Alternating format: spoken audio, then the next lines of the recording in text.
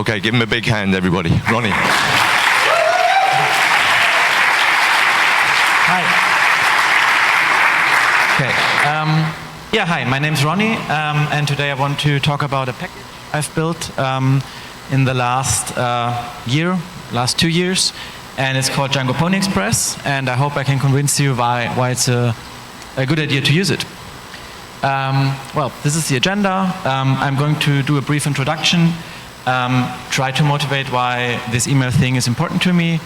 Then we have an extensive history lesson. Just kidding. Then I talk about the status quo in Django. Then I present a solution, and then at the end we'll have some critical review. Okay, that's me in front of a castle. I like history stuff. And I study business information systems. I've been working with Django since 2012, which is version 1.4. The older might remember. I'm an individual member of the Django Software Foundation, and I host the Django Meetup Cologne, which is one of the few Django meetups to survive COVID, which is really sad. And yeah, if you want to communicate with me, LinkedIn is the only social media I have, so find me. I think I'm the only person with that name there. I work for a company called Ambient.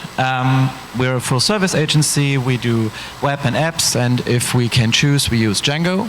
And they give me the opportunity to be here, so I'm very thankful for them, to them. So, emails. This is the question that I thought a lot of times, and I've heard from other people working with Django. It's not so much fun working with emails, especially if you build larger applications, which we basically do. Business applications, trying to build small ERP systems, and you will have usually many emails there. Especially if you have end customers on your email, then, on your platform, then you will need even more emails. And sure, somebody might say, yeah, but you know, in-app notifications or things like this. But in the end, how do you inform your users that you have in-app notifications? Well, you send an email, so back to square one. So yeah, I guess we can agree that emails are an integral part of most Django applications, especially business applications. I think in the talk from Jake yesterday about the background workers, we also saw stuff about emails. So yeah. I've been working with maybe 25 business applications, built 25 business applications in my years. And these are the biggest pain points. At first, that you have the not dry HTML part and plain text part, which is kind of annoying and very un-Django-esque, that you have to worry about this yourself. Then usually emails would have like a base template in your CI with some logos, some unsubscribe links, so on. And you would need variables for this. And you would have to add them in every single email. And again, it's not dry. I usually tend to forget it. And it's tedious. Then working with emails kind of feels like it is an external API. Spoiler, it is an external API, at least the dispatching. But for example, they won't really unit test it because it's annoying. It's possible, but you know, if it's not convenient, probably you won't do it. And like in one project, maybe I would start adding convenience features, like, you know, some headers or stuff like this, an unsubscribe link, like a good pattern for this. And in the next project, I would have to remind myself, oh yeah, I already did this, and copy it over, and this is not the way I like to work. So I said the package called DjangoCon Express, and we all know the great Django Pony here. And the Pony Express was a mailing service, like an analog mailing service in the 1860s in the US. It was super fast. Unfortunately, it was superseded only 1 year later by the telegraph.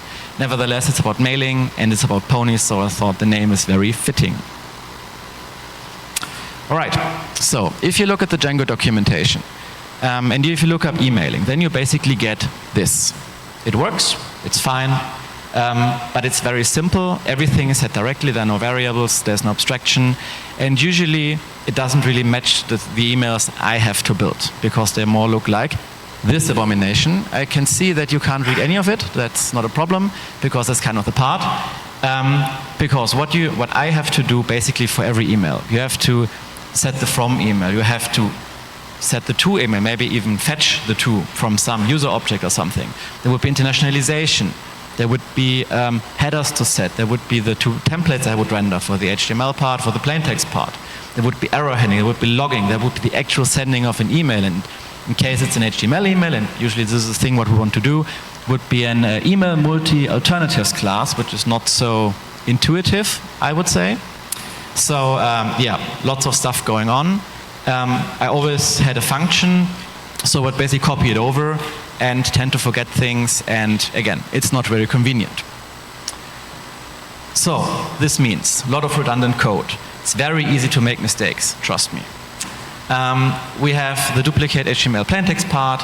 It's the felt not so encapsulated email API from Django.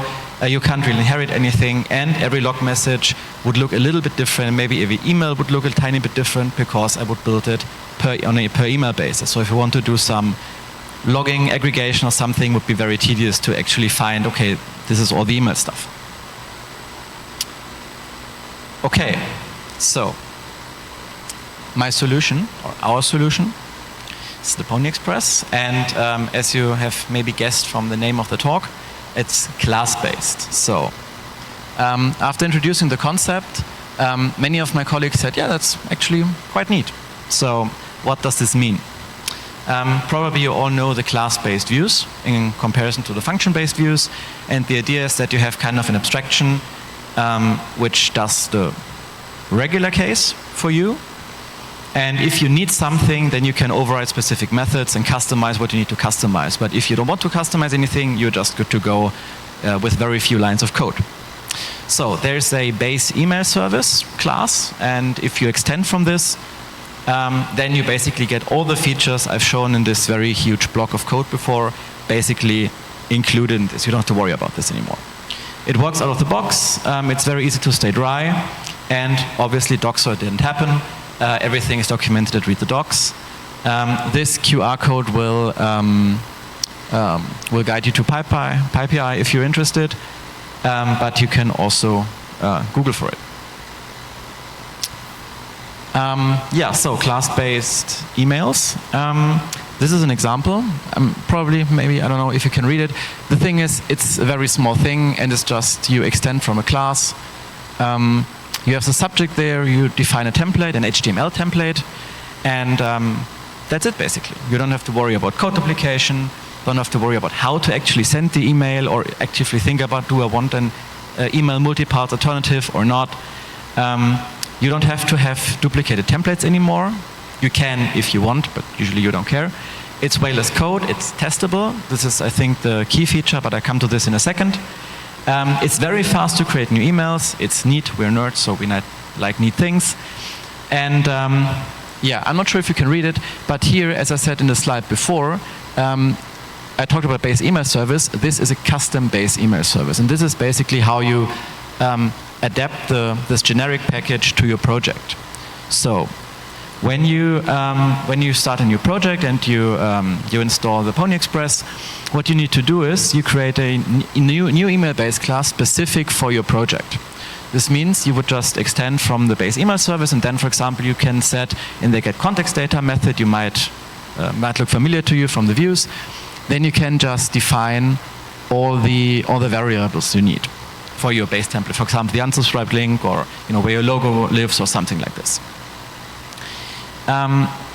To have a little bit new content for the people who have seen me last year at the Django Day in Copenhagen, which was really great, I added a tiny bit of async support because you shouldn't send emails in the main thread, and I tried to basically find a solution that you don't have to think about anything anymore. So by default, the Pony Express would send emails in the main thread, which is not good. So I started new base classes. It would be a thread email service. It's very easy, just create a Python thread. I'm not really sure if this is the best thing for extensive production use, but if you take the pattern, it's very easy to create something for Celery, Django Q, or maybe even the background workers. So I'm very eager to see where this goes, and if they come in, I promise I will add the functionality to this.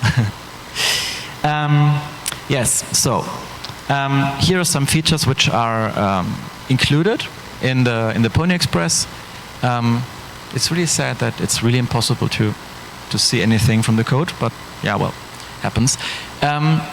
Yeah, so internationalization is there. It just hooks into the regular Django thing you would expect. But if you want, you can customize it by overwriting the get translation method, quite obvious.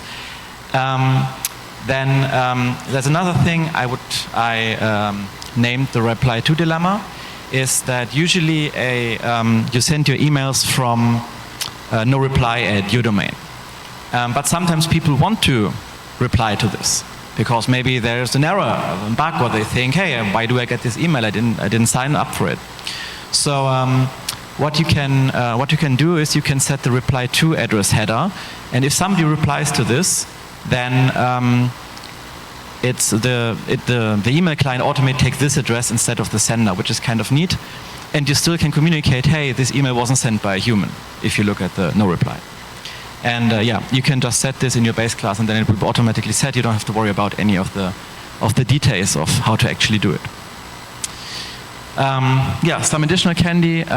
There's an under the hood HTML to text conversion, so you don't need the HTML, the plain text email, the plain text template. Sorry. And yeah, if you want to override this, if you care about the plain text, for example, if for example some email clients use a plain text as a preview, if it pops up, and if you really care about that everything looked great, then you shouldn't use this because it kind of makes some odd things. But if you don't care and just want it to work in case somebody has disabled HTML emails, you can just use it.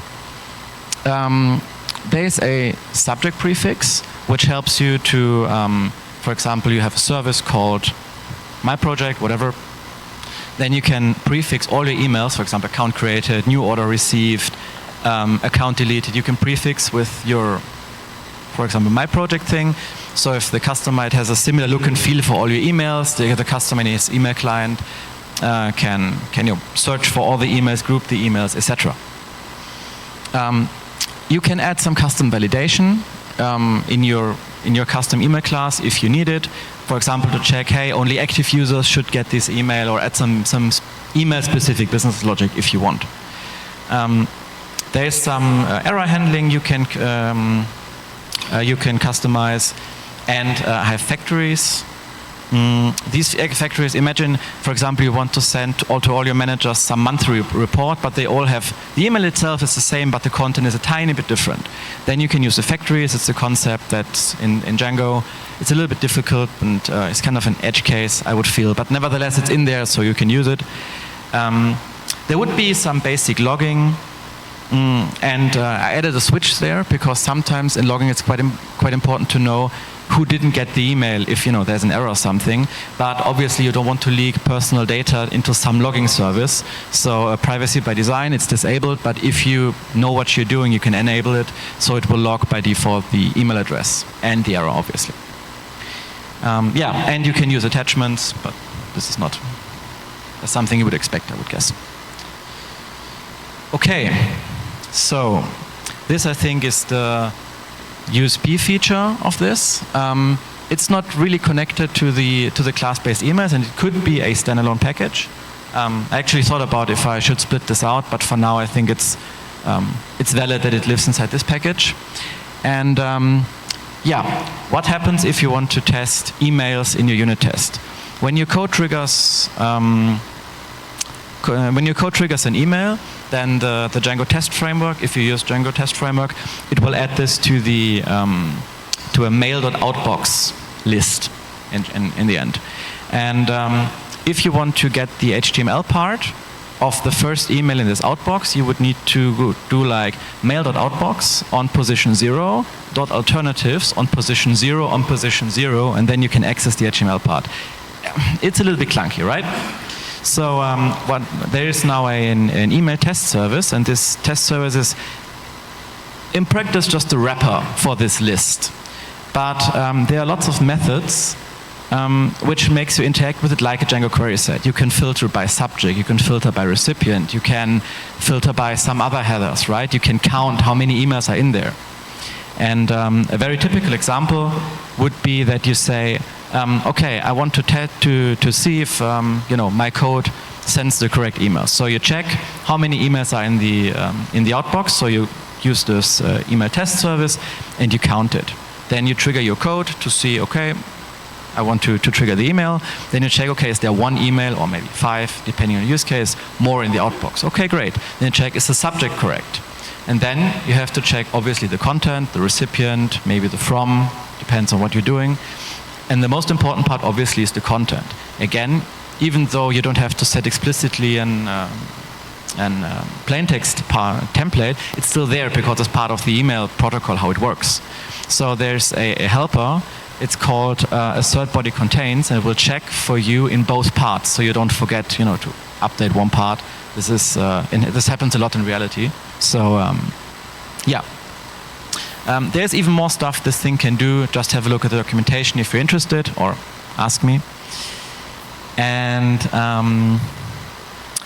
yeah, Outlook. What's left to do? As I said, this talk about the background workers yesterday was very inspiring, and I'm really hoping to see them soon. And yeah, I think this would be a very, very neat addition to solve this async problem. Maybe provide some additional async base classes for Celery, Django Q, and so on. I think I will go by demand on this one.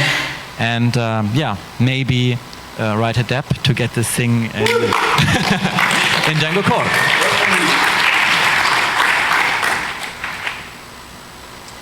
Okay, so critical review.